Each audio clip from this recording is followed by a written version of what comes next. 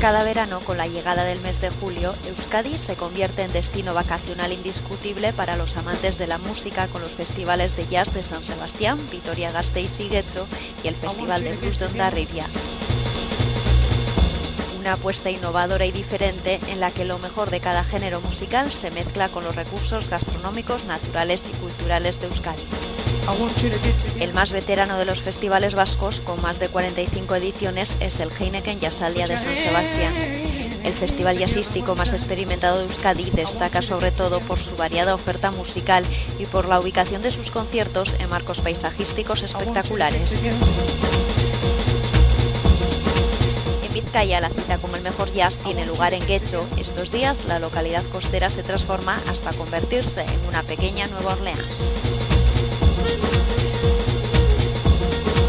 El Festival de Vitoria-Gasteiz, por su parte, con más de 30 años, reúne en cada edición a los mejores artistas del panorama musical. La ruta de los festivales vascos cuenta desde hace algunos años con una nueva parada en la que se escucha el mejor blues de todos los tiempos. El Festival de Blues de Hondarribia es uno de los más consolidados de Europa, lo que hace que cada año sean más los turistas que se rinden a él y conocen todos los rincones de esta hermosa localidad costera. Para disfrutar de estos festivales, mientras se descubren todos los atractivos turísticos de Euskadi, existen los denominados paquetes musicales, gracias a los cuales los visitantes pueden adquirir viajes organizados en los que se incluyen, por ejemplo, vuelos, hoteles, traslados al festival y entradas.